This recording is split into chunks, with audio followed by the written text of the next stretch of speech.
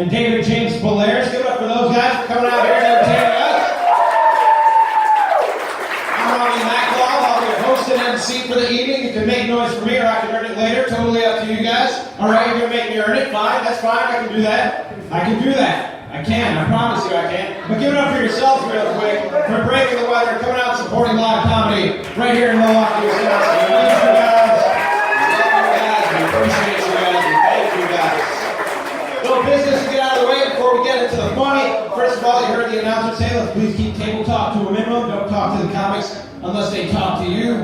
Let's refrain from cell phone use, photos, video, etc. Actually, let's just turn them off and enjoy the show tonight. Are you guys ready to have a good fucking time? Yes? Alright. It's summertime. I like the summertime. I like the summertime. I'm a sports fan. Soccer is big right now. Just had a Euro Cup a couple of weeks ago. We got soccer fans in the house. Any soccer fans here? Okay, good, because I fucking hate soccer, guys. I hate it. I do? I hate soccer fans more than I hate soccer, I think, though. I hate soccer fans because they're so determined to get you to love their sport. They just love to tell you how great what they're doing is and how much better it makes their life. They're like the evangelical Christians of the sports world, you guys. They're like the vegans and gluten-free people of the sports world, you guys. I wanted to test both punchlines. Second one hit hard. Second one hit hard. Thank you, guys. Now I know for the future. I appreciate it. But there's three things that soccer fans will tell you to get you to like their sport. There's three main arguments that they'll make. The first one is that soccer fans are the most passionate fans in the sports world. And they're right about that, because every time I turn on a soccer match on TV, they're hurling racial epithets at the players, tossing road flares into the opposing crowd section, starting riots on the reg. On the reg, you guys!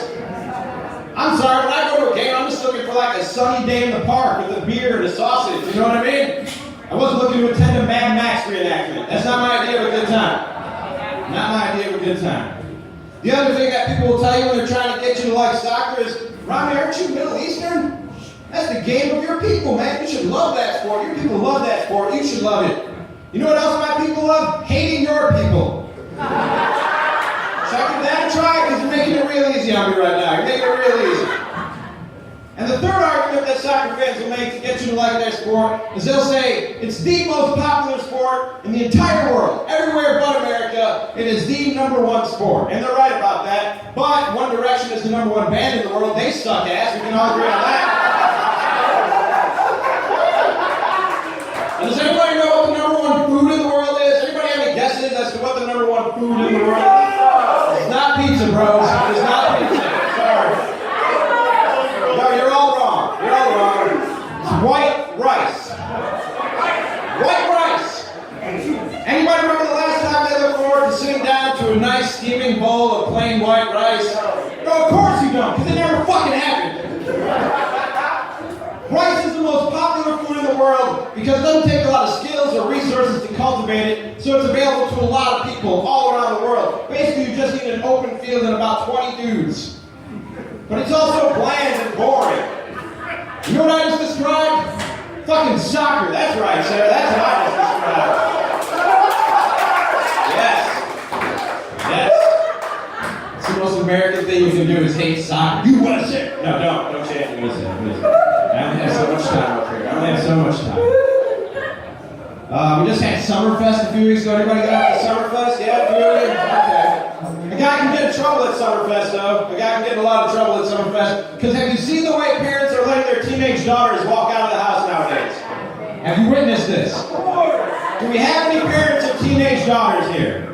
None? Okay. Oh, we have one in the back. Okay, sir. My advice to you is, if you're going to let your daughter walk out of the house like that, I know that's your princess, I'm not trying to be creepy, but I swear those titties look legal. That's all I'm going to say. That's all I'm going to say. Like, can we just stamp 18 and over on the shoulders of the women I'm allowed to look at Summerfest? Can we all agree on that policy? I think it'll save everyone some trouble.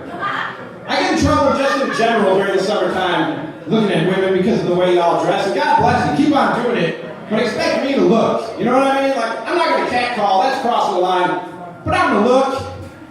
And you know when you walk out of the house looking like that, you're going to attract the attention of a man. Maybe you're not looking to attract the attention of this man, okay? But you know you're can't. You can't. I'll explain to you why you can't do that with a war analogy. I'm going to make an analogy to war here, and I'm going to tell you, ladies, your titties, if that's your weapon of choice to attract the attention of man, that is not a smart bomb, okay? That is not designed to pinpoint and strike high-value targets. No. Those are weapons of mass erection. They hit everybody. They hit everybody. You're just going to have to read through the bodies, check for DNA, and see if you got your man. That's what you're going to have to do. And that was a jerking off motion, in case you were wondering, okay? I know I might sound sexist, misogynistic, whatever you want to say up here, saying these things. But the truth is, we're all just animals, folks. We like what we like, and we look at what we look at. We can't help it. It's just, that is who he is. Yeah, I said that is who he is. And I can prove it to you. I can prove it to you that women are just as bad, if not worse, by saying two simple words. And those words are Magic Mike. See what just happened here? If you don't remember, Magic Mike was the 2-hour saga of Channing Tatum and Matthew McConaughey gyrating in thongs, you guys. That's what that was, yeah. And she was doing the make it rain symbol. Yeah. And Magic Mike was #1 in the box office for 4 weeks. Then they made a sequel. That was #1 in the box office for 4 weeks. And I know why, because I was in a movie theater the weekend that Magic Mike opened. I was seeing something else, fuck you. But I was there in the theater, and there was this group of rowdy ladies in the lobby. And it caught my attention, just being loud and whatnot. I looked over, they had on penis hats, they were sucking on penis pops, they had on penis earrings, penis necklaces, which if you've ever seen Apocalypse Now is terrifying imagery. And I had to find out what was going on. I didn't know what was going on, so I walked over to these ladies and I asked one of them, I was like, ma'am, is this a bachelorette party at a movie theater? Because that's kind of weird. That is not the place for a bachelorette party. And she was like, no, we're here to see Magic Mike. Woo! Then they all started screaming. One of them took out her titties right there in the lobby. It was awesome. It was awesome. It was. But juxtapose that with the movie Showgirls. You guys remember Showgirls? That was the one about female strippers with Jessie from Saved by the Bell. That was in the theater for 2 days. 2 days! Do you know why it was in the theater for 2 days? Because when it came out, you didn't see theater lobbies full of dudes with vagina hats and vagina earrings, sucking on vagina pop with vagina necklaces, taking out their balls in movie theater lobbies. That didn't happen. That did not happen. That didn't happen because we rented it, took it home, and masturbated in the privacy of our own home. Because we have class, ladies. That's why. That's why. Yes. I'm coming up on a pretty momentous anniversary in my life. Almost 7 years ago, you guys, I lost 135 pounds and I kept it off. I did that. Don't clap, because it's not as great as I thought it would be. I'll be honest with you. If you're fat, just stay fat. It's not that great not being fat. I'm serious. I've got none of the benefits of weight loss. None of the benefits that I thought I'd get from weight loss. Like for starters, I still sweat like a fat guy. Sweater's rough on me, you guys. It's rough. When I say I sweat like a fat guy, I mean in quantity and quality. When I say quality, I mean smell. They say that what you eat has a lot to do with how your sweat smells. I try and keep it healthy. Fruits, vegetables, leafy greens. Somehow that comes out of my pores smelling like ham, Doritos, and feet. It doesn't make sense. It doesn't add up. It doesn't. I was much happier when I was fat. I was a jolly fat guy. Because I was fat for 2 simple reasons. I'm not a depressed eater. I wasn't an emotional eater. I respect that if that's what you're struggling with. I just love food and I hate exercise. Notice I didn't use the past tense loved or hated. 7 years I've had the weight off, still love food and hate exercise. And if you're not fat, you've never had the privilege to be fat, this is the life of a fat person. You eat whatever the fuck you want, whatever the fuck you want. It's a beautiful thing. It is. Yes. Your buddy calls you up in the morning, he's like, hey man, chili dogs and milkshakes for breakfast? Fuck it, yeah, let's do it. Make it a double. I'm not doing more damage to this. Are you kidding me? Still hate exercise. I do. I hate exercise so much. I hate seeing you enjoy your exercise. That's how much I hate it. Like if you're that happy dude at the gym, bouncing around, you got your music in, you're smiling, I would punch you in the throat. I swear to God, I would punch you in the throat. Fair warning. Fair warning to you out there.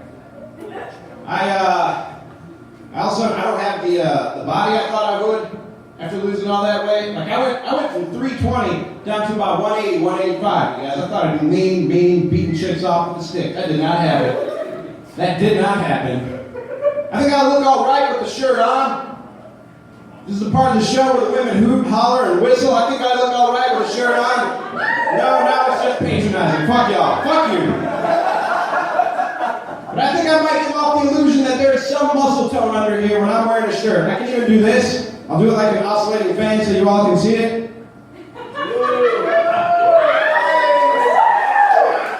Yeah. Hard work led to that, y'all. That's what led to that.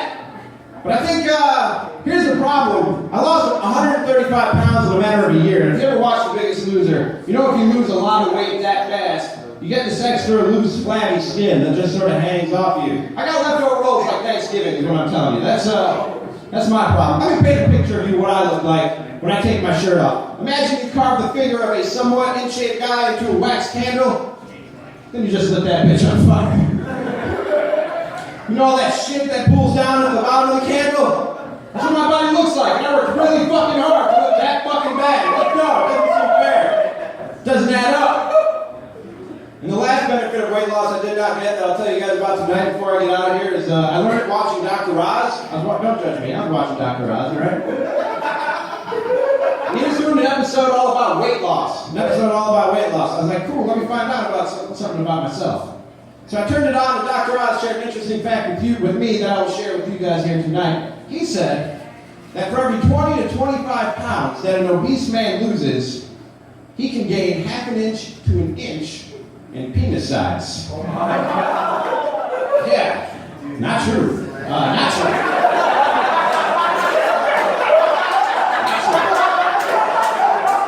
Because I looked down when he said that, and don't ask me why I was wearing no pants while watching Dr. Oz. Stop judging me. Stop judging me, okay? But I looked down when he said that, and I'll be honest, I don't know how big it was when I started this journey, because we hadn't seen each other in a while, you guys. You know what I mean? It's been a while. It's been a while. But just doing the math of what's there now, and what Dr. Oz said, now mind you, I lost about 140 pounds. If I'm gaining half an inch to an inch for every 20 to 25 pounds that I lost, I might have been a woman when this whole thing started. I'm not sure. I don't know, you guys. I don't know. Hey guys, that's my time. You are a great, great audience. We have a great, great audience out for you tonight. The first headliner of the evening, a very funny man you may have seen our last comic standing. Make a lot of noise for Patrick Sussman.